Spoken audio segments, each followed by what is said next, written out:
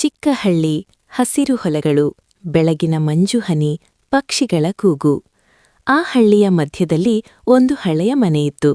ಆ ಮನೆಯ ಹೆಸರು ಎಲ್ಲರ ಬಾಯಲ್ಲೂ ಸೀತಾರಾಮ ಮನೆ ಎಂದು ಪ್ರಸಿದ್ಧ.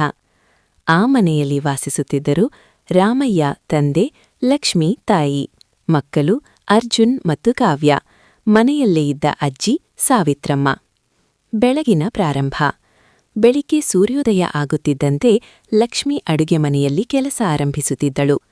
ಅರ್ಜುನ್, ಎದ್ದು ಬಾ, ಶಾಲೆಗೆ ತಡ ಆಗುತ್ತೆ ಎಂದು ಅವಳು ಕೂಗುತ್ತಿದ್ದಳು. ಅರ್ಜುನ್ 16 ವರ್ಷದ ಹುಡುಗ, ಸ್ವಲ್ಪ ಅಹಂಕಾರಿ, ನಗರಕ್ಕೆ ಹೋಗಿ ದೊಡ್ಡವನಾಗಬೇಕು ಅನ್ನೋ ಕನಸು ಅವನದು. ಕಾವ್ಯ 12 ವರ್ಷದ ಮುದ್ದು ಹುಡುಗಿ, ಅವಳು ಶಾಂತ, ಅಜ್ಜಿಯ ಮಾತು ಕೇಳೋಳು. ರಾಮಯ್ಯ ಹೊಲಕ್ಕೆ ಹೋಗುವ ರೈತ.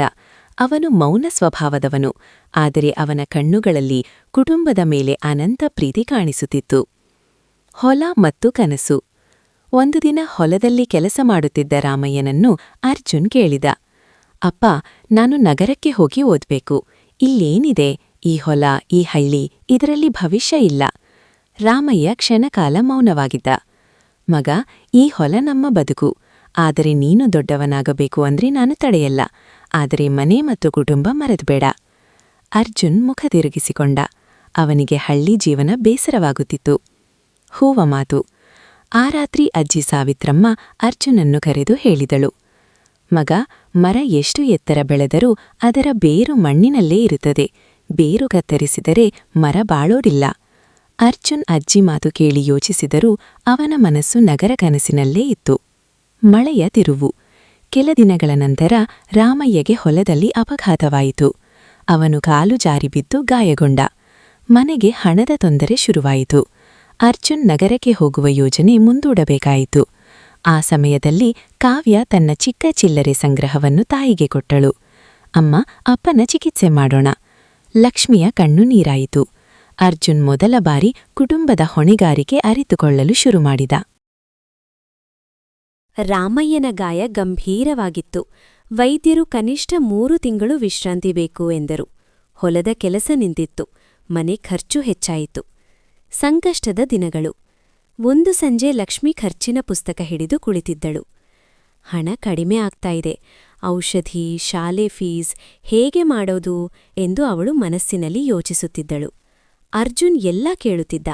ಅವನ ಮನಸ್ಸಿನಲ್ಲಿ ಏನೋ ಬದಲಾವಣೆ ಆಗುತ್ತಿತ್ತು. ಅಮ್ಮ, ನಾನು ಟ್ಯೂಷನ್ ಮಕ್ಕಳಿಗೆ ಕಲಿಸುತ್ತೇನೆ. ಸಂಜೆ ಸಮಯದಲ್ಲಿ ಕೆಲಸ ಮಾಡ್ತೇನೆ. ಲಕ್ಷ್ಮಿ ಆಶ್ಚರ್ಯದಿಂದ ಅವನತ್ತ ನೋಡಿದಳು. ನೀನು ಓದ್ಬೇಕು ಮಗ. ನಾನು ಓದ್ತೇನೆ, ಆದ್ರೆ ಮನೆಗೂ ಸಹಾಯ ಮಾಡ್ತೇನೆ. ಆ ದಿನದಿಂದ ಅರ್ಜುನ್ ಹಳ್ಳಿಯ ಚಿಕ್ಕ ಮಕ್ಕಳಿಗೆ ಪಾಠ ಹೇಳಲು ಶುರುಮಾಡಿದ. ಕಾವ್ಯದ ಕನಸು. ಕಾವ್ಯ ಶಾಲೆಯಲ್ಲಿ ಹಾಡು ಸ್ಪರ್ಧೆ ಗೆದ್ದಳು. ಶಿಕ್ಷಕರು ಹೇಳಿದರು, ನಿನ್ನಲ್ಲಿ ದೊಡ್ಡ ಪ್ರತಿಭೆ ಇದೆ. ಆದ್ರೆ ಸ್ಪರ್ಧೆಗಾಗಿ ನಗರಕ್ಕೆ ಹೋಗ್ಬೇಕಿತ್ತು, ಶುಲ್ಕ ಬೇಕಿತ್ತು. ಕಾವ್ಯ ಮನೆಗೆ ಬಂದು ಮೌನವಾಗಿತ್ತು. ಅಜ್ಜಿ ಕೇಳಿದಳು, ಏನಾಯ್ತು ಮಗಳೇ? ಕಾವ್ಯ ನಿಧಾನವಾಗಿ ಹೇಳಿದಳು, ಅಪ್ಪ ಆರೋಗ್ಯವಾಗಿಲ್ಲ, ನಾನು ಹೋಗೋದಿಲ್ಲ. ಆ ಮಾತು ಕೇಳಿ ರಾಮಯ್ಯ ಕಣ್ಣೀರು ಹಾಕಿದ. ನೀನು ಹೋಗ್ಬೇಕು, ನಿನ್ನ ಕನಸು ನಿಲ್ಲಿಸ್ಬೇಡ. ಅರ್ಜುನ್ ತನ್ನ ಟ್ಯೂಷನ್ ಹಣದಿಂದ ಕಾವ್ಯದ ಸ್ಪರ್ಧೆ ಶುಲ್ಕ ಕೊಟ್ಟ. ಹಳ್ಳಿಯ ಬೆಂಬಲ. ಸೀತಾರಾಮ ಮನೆಯ ಸಂಕಷ್ಟ ತಿಳಿದು ಹಳ್ಳಿಯವರು ಸಹಾಯ ಮಾಡಿದರು. ಯಾರೋ ಅಕ್ಕಿ ಕೊಟ್ಟರು, ಯಾರೋ ತರಕಾರಿ, ಯಾರೋ ಹಣ. ಅರ್ಜುನ್ ಮೊದಲ ಬಾರಿ ಅರಿತುಕೊಂಡ, ಹಳ್ಳಿ ಅಂದ್ರೆ ಕೇವಲ ಮಣ್ಣು ಅಲ್ಲ, ಇದು ನಮ್ಮ ಕುಟುಂಬದಂತಿದೆ. ಒಂದು ಹೆಮ್ಮೆಯ ದಿನ. ಕಾವ್ಯ ಸ್ಪರ್ಧೆಯಲ್ಲಿ ಪ್ರಥಮ ಬಹುಮಾನ ಗೆದ್ದಳು. ಮನೆಗೆ ಟ್ರೋಫಿ ತಂದಾಗ ಎಲ್ಲರೂ ಸಂತೋಷಪಟ್ಟರು. ಅವಳು ಹೇಳಿದಳು, ಇದು ನಮ್ಮ ಕುಟುಂಬದ ಗೆಲುವು. ಅರ್ಜುನ್ ಹೃದಯ ತುಂಬ ಹೆಮ್ಮೆಪಡುತ್ತಿದ್ದ. ಸೂರ್ಯನ ತೀರ್ಮಾನ. ಒಂದು ರಾತ್ರಿ ಅವನು ಅಪ್ಪನ ಬಳಿಗೆ ಕುಳಿತ. ಅಪ್ಪ, ನಾನು ನಗರಕ್ಕೆ ಹೋಗ್ತೇನೆ, ಆದ್ರೆ ಓದಿ ಮುಗಿದ ಮೇಲೆ ಹಳ್ಳಿಗೆ ವಾಪಸ್ ಬರ್ತೇನೆ. ನಮ್ಮ ಹೊಲವನ್ನು ಹೊಸ ರೀತಿಯಲ್ಲಿ ಬೆಳೆಸೋಣ, ಹೊಸ ತಂತ್ರಜ್ಞಾನ ಬಳಸೋಣ. ರಾಮಯ್ಯ ಸಂತೋಷದಿಂದ ಅವನ ಕೈ ಹಿಡಿದ. ಇದೇ ನನಗೆ ಬೇಕಿದ್ದ ಮಾತು. ನಗರ ಜೀವನದ ಮೊದಲ ಹೆಜ್ಜೆ. ಅರ್ಜುನ್ ಕೊನೆಗೂ ನಗರಕ್ಕೆ ಹೊರಟ ದಿನ ಬಂತು. ಬಸ್ ನಿಲ್ದಾಣದಲ್ಲಿ ಲಕ್ಷ್ಮಿ ಕಣ್ಣೀರು ಹಾಕುತ್ತಿದ್ದಳು. ಕಾವ್ಯ ಅವನ ಕೈ ಹಿಡಿದು, ಅಣ್ಣ, ಬೇಗ ವಾಪಸ್ ಬಾ ಎಂದಳು. ರಾಮಯ್ಯ ಮೌನವಾಗಿದ್ದರೂ ಅವನ ಹೃದಯ ತುಂಬ ಭಾವನೆ. ನಗರ ಅವನಿಗೆ ಹೊಸ ಜಗತ್ತು. ದೊಡ್ಡ ಕಟ್ಟಡಗಳು, ಗದ್ದಲ, ವೇಗದ ಜೀವನ. ಮೊದಲ ದಿನ ಕಾಲೇಜಿಗೆ ಹೋಗುವಾಗ ಅವನಿಗೆ ಸ್ವಲ್ಪ ಭಯವೂ ಸ್ವಲ್ಪ ಉತ್ಸಾಹವೂ. ಆದರೆ ಬೇಗನೆ ಅವನಿಗೆ ತಿಳಿಯಿತು. ನಗರದಲ್ಲಿ ಪ್ರತಿಯೊಬ್ಬರೂ ತಮ್ಮ ತಮ್ಮ ಬದುಕಿನಲ್ಲಿ ಬ್ಯುಸಿ. ಹಳ್ಳಿಯಂತೆ ಯಾರೂ ಕೇಳಿಕೊಳ್ಳುವುದಿಲ್ಲ. ಹೋರಾಟದ ದಿನಗಳು. ಕಾಲೇಜು ಶುಲ್ಕ, ವಸತಿ ಖರ್ಚು, ಪುಸ್ತಕಗಳು ಎಲ್ಲವೂ ದುಬಾರಿ. ಅರ್ಜುನ್ ಸಂಜೆ ಹೊತ್ತು ಒಂದು ಚಿಕ್ಕ ಹೋಟೆಲ್ನಲ್ಲಿ ಕೆಲಸ ಮಾಡತೊಡಗಿದ. ರಾತ್ರಿ ತಡವಾಗಿ ಓದುತ್ತಿದ್ದ. ಕೆಲವೊಮ್ಮೆ ದಣಿವು ತುಂಬುತ್ತಿದ್ದರೂ ಮನೆ ನೆನಪಾಗುತ್ತಿತ್ತು. ಅಜ್ಜಿ ಮಾತು ಅವನ ಮನಸ್ಸಿನಲ್ಲಿ ಮೊಳಗುತ್ತಿತ್ತು. ಮರ ಎಷ್ಟು ಎತ್ತರ ಬೆಳೆದರೂ ಬೇರು ಮರತ್ಬೇಡ. ಹಳ್ಳಿಯ ನೆನಪು. ಒಂದು ದಿನ ಹಳ್ಳಿಯಿಂದ ಫೋನ್ ಬಂತು. ಈ ಬಾರಿ ಮಳೆ ಕಡಿಮೆ, ಹೊಲದಲ್ಲಿ ಬೆಳೆಯೂ ಚೆನ್ನಾಗಿಲ್ಲ ಎಂದು ಲಕ್ಷ್ಮಿ ಹೇಳಿದಳು. ಅರ್ಜುನ್ ಮನಸ್ಸು ಒಡೆದಂತೆ ಆಯಿತು. ಅವನು ಕಾಲೇಜಿನಲ್ಲಿ ಕೃಷಿ ತಂತ್ರಜ್ಞಾನ ಕುರಿತು ವಿಶೇಷ ತರಗತಿಗಳಿಗೆ ಹೋಗಲು ಶುರುಮಾಡಿದ. ನಾನು ಓದಿ ಮುಗಿದ ಮೇಲೆ ಹಳ್ಳಿಗೆ ಸಹಾಯ ಮಾಡಬೇಕು ಎಂಬ ಸಂಕಲ್ಪ ಮತ್ತಷ್ಟು ಗಟ್ಟಿಯಾಯಿತು.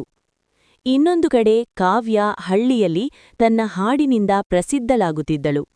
ಶಾಲೆ ಕಾರ್ಯಕ್ರಮಗಳಲ್ಲಿ ಅವಳಿಗೆ ವಿಶೇಷ ಸ್ಥಾನ. ಆದರೆ ಅವಳು ಯಾವಾಗಲೂ ಹೇಳುತ್ತಿದ್ದಳು, ನನ್ನ ಅಣ್ಣ ನಗರದಲ್ಲಿ ಓದುತ್ತಾನೆ, ಅವನು ನಮ್ಮ ಮನೆಗೆ ಬೆಳಕು ತರ್ತಾನೆ. ಒಂದು ದೊಡ್ಡ ಪರೀಕ್ಷೆ. ಒಂದು ರಾತ್ರಿ ಅರ್ಜುನ್ ಕೆಲಸ ಮುಗಿಸಿ ಹೊರಟಾಗ ಮಳೆ ಜೋರಾಗಿತ್ತು. ಅವನಿಗೆ ಜ್ವರ ಬಂತು. ಅವನು ಒಬ್ಬನೇ ಕೊಠಡಿಯಲ್ಲಿ ಮಲಗಿದ್ದ.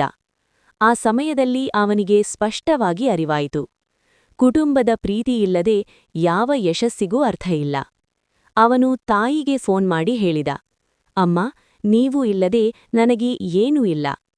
ಲಕ್ಷ್ಮಿ ಕಣ್ಣೀರು ಹಾಕಿದ್ದಳು. ಮಗ, ನೀನು ಧೈರ್ಯವಾಗಿರು, ನಾವು ಎಲ್ಲರೂ ನಿನ್ನ ಜೊತೆ ಇದ್ದೇವೆ. ಆಶೆಯ ಬೆಳಕು. ಕಾಲ ಕಳೆಯುತ್ತಾ ಅರ್ಜುನ್ ತನ್ನ ಓದಿನಲ್ಲಿ ಮೆಚ್ಚುಗೆ ಪಡೆದ. ಒಂದು ದೊಡ್ಡ ಕಂಪನಿಯಲ್ಲಿ ಇಂಟರ್ನ್ ಅವಕಾಶ ಸಿಕ್ಕಿತು. ಆದರೆ ಅವನ ಮನಸ್ಸಿನಲ್ಲಿ ಒಂದೇ ಗುರಿ, ಹಳ್ಳಿಗೆ ಹಿಂದಿರುಗಬೇಕು. ಹೊಸ ಅವಕಾಶ. ಅರ್ಜುನ್ ಇಂಟರ್ನ್ ಕೆಲಸದಲ್ಲಿ ತುಂಬಾ ಚೆನ್ನಾಗಿ ಮೆರೆದ. ಕಂಪನಿಯವರು ಅವನಿಗೆ ಶಾಶ್ವತ ಕೆಲಸದ ಅವಕಾಶ ನೀಡಿದರು. ಉತ್ತಮ ಸಂಬಳ, ನಗರದಲ್ಲಿ ಉತ್ತಮ ಜೀವನ ಎಲ್ಲವೂ ಅವನ ಕೈಯಲ್ಲಿ. ಅವನ ಸ್ನೇಹಿತರು ಹೇಳಿದರು, ಇದು ನಿನ್ನ ಭವಿಷ್ಯ, ಹಳ್ಳಿಗೆ ಹೋದರೆ ಏನು ಸಿಗುತ್ತದೆ? ಆದರೆ ಆ ರಾತ್ರಿ ಅವನು ಮಲಗಲಿಲ್ಲ. ಮನಸ್ಸಿನಲ್ಲಿ ಮನೆ, ಹೊಲ, ಅಪ್ಪನ ಶ್ರಮ, ತಾಯಿಯ ಕಣ್ಣೀರು, ಕಾವ್ಯದ ನಗು ಎಲ್ಲವೂ ನೆನಪಾಗುತ್ತಿತ್ತು. ಹಳ್ಳಿಯ ಸಂಕಷ್ಟ. ಹಳ್ಳಿಯಲ್ಲಿ ಮಳೆ ಇನ್ನೂ ಕಡಿಮೆ. ಹೊಲದಲ್ಲಿ ಬೆಳೆ ಒಣಗತೊಡಗಿತು. ರಾಮಯ್ಯ ಇನ್ನೂ ಸಂಪೂರ್ಣವಾಗಿ ಗುಣಮುಖನಾಗಿರಲಿಲ್ಲ. ಲಕ್ಷ್ಮಿ ದೇವರ ಬಳಿ ಪ್ರಾರ್ಥಿಸುತ್ತಿದ್ದಳು, ನಮ್ಮ ಮಗನ ಕನಸು ನಿಜವಾಗಲಿ, ನಮ್ಮ ಮನೆ ಉಳಿಯಲಿ. ದೊಡ್ಡ ತೀರ್ಮಾನ. ಒಂದು ದಿನ ಅರ್ಜುನ್ ಕಂಪನಿಯ ಅಧಿಕಾರಿಗೆ ಹೇಳಿದ, ನನಗೆ ಈ ಅವಕಾಶಕ್ಕಾಗಿ ಧನ್ಯವಾದಗಳು, ಆದರೆ ನಾನು ನನ್ನ ಹಳ್ಳಿಗೆ ಹಿಂತಿರುಗಬೇಕು. ಎಲ್ಲರೂ ಆಶ್ಚರ್ಯಪಟ್ಟರು. ನೀನು ಇಷ್ಟು ದೊಡ್ಡ ಅವಕಾಶ ತ್ಯಜಿಸುತ್ತೀಯಾ? ಅರ್ಜುನ್ ಹಸನ ಮುಖದಿಂದ ಉತ್ತರಿಸಿದ, ನನ್ನ ಯಶಸ್ಸು ನನ್ನ ಕುಟುಂಬದ ಜೊತೆ ಹಂಚಿಕೊಳ್ಳಬೇಕು. ಮನೆಗೆ ವಾಪಸ್ಸು. ಅರ್ಜುನ್ ಹಳ್ಳಿಗೆ ಬಂದ ದಿನ ಮನೆ ಹಬ್ಬದಂತಾಯಿತು. ಕಾವ್ಯ ಓಡಿಬಂದು ಅವನನ್ನು ಅಪ್ಪಿಕೊಂಡಳು. ರಾಮಯ್ಯ ಹೆಮ್ಮೆಯಿಂದ ಅವನನ್ನು ನೋಡುತ್ತಿದ್ದ. ನಾನು ಹೊಸ ತಂತ್ರಜ್ಞಾನ ತರ್ತೇನೆ, ನೀರಿನ ಸಂರಕ್ಷಣೆ ವಿಧಾನ, ಡ್ರಿಪ್ ಇರಿಗೇಷನ್, ಹೊಸ ಬೀಜಗಳು. ಅವನು ತನ್ನ ಓದಿನ ಜ್ಞಾನ ಬಳಸಿ ಹೊಲವನ್ನು ಹೊಸ ರೀತಿಯಲ್ಲಿ ಬೆಳೆಸಲು ಶುರುಮಾಡಿದ. ಬದಲಾವಣೆಯ ಆರಂಭ. ಕೆಲ ತಿಂಗಳಲ್ಲಿ ಹೊಲದಲ್ಲಿ ಹಸಿರು ಮರಳಿ ಬಂತು. ಹಳ್ಳಿಯವರು ಆಶ್ಚರ್ಯಪಟ್ಟರು. ಅರ್ಜುನ್ ಇತರ ರೈತರಿಗೂ ಕೂಡ ತರಬೇತಿ ನೀಡಲು ಆರಂಭಿಸಿದ. ನಾವು ಒಟ್ಟಿಗೆ ಬೆಳೆದರೆ ಹಳ್ಳಿ ಬೆಳೆಯುತ್ತದೆ ಎಂದು ಅವನು ಹೇಳುತ್ತಿದ್ದ. ಕಾವ್ಯದ ಕನಸು ನಿಜ. ಕಾವ್ಯಗೆ ಒಂದು ದೊಡ್ಡ ಸಂಗೀತ ಕಾರ್ಯಕ್ರಮದಲ್ಲಿ ಹಾಡುವ ಅವಕಾಶ ಸಿಕ್ಕಿತು. ಈ ಬಾರಿ ಹಣದ ತೊಂದರೆ ಇರಲಿಲ್ಲ. ಅವಳು ವೇದಿಕೆಯಲ್ಲಿ ಹಾಡುವಾಗ ಹೇಳಿದಳು, ಈ ಯಶಸ್ಸು ನನ್ನ ಕುಟುಂಬಕ್ಕೆ. ಒಂದು ಸಂಪೂರ್ಣ ಮನೆ. ಒಂದು ಸಂಜೆ ಎಲ್ಲರೂ ಮನೆಯ ಮುಂದೆ ಕುಳಿತಿದ್ದರು. ಸೂರ್ಯಾಸ್ತದ ಕೆಂಪು ಬೆಳಕು ಹೊಲದ ಮೇಲೆ ಬೀಳುತ್ತಿತ್ತು. ಅಜ್ಜಿ ಮೃದುವಾಗಿ ಹೇಳಿದಳು, ಮನೆ ಎಂದರೆ ಕೇವಲ ಗೋಡೆಗಳಲ್ಲ, ಮನಸ್ಸುಗಳು ಒಂದಾಗಿರುವ ಸ್ಥಳ. ಅರ್ಜುನ್ ತಲೆಯಾಡಿಸಿದ, ನಾನು ನಗರದಲ್ಲಿ ಯಶಸ್ಸು ಕಂಡರೂ ನಿಜವಾದ ಸಂತೋಷ ಇಲ್ಲಿ ಸಿಕ್ಕಿತು. ರಾಮಯ್ಯ ಹೆಮ್ಮೆಯಿಂದ ಹೇಳಿದ, ನನ್ನ ಮಗ ನಮ್ಮ ಮನೆಗೆ ಬೆಳಕು ತಂದ. ಲಕ್ಷ್ಮಿ ಕಣ್ಣೀರು ಹಾಕಿದಳು, ಆದರೆ ಅದು ಸಂತೋಷದ ಕಣ್ಣೀರು. ಅಂತ್ಯ. ಸೀತಾರಾಮ ಮನೆ ಮತ್ತೆ ನಗತೊಡಗಿತು. ಹಳ್ಳಿ ಬೆಳೆಯಿತು. ಕುಟುಂಬ ಒಂದಾಗಿ ಉಳಿಯಿತು. ಸಂದೇಶ: ಮನೆ ಎಂದರೆ ಕಟ್ಟಡವಲ್ಲ, ಪ್ರೀತಿ, ಸಹಕಾರ ಮತ್ತು ನಂಬಿಕೆಯ ಒಗ್ಗಟ್ಟು.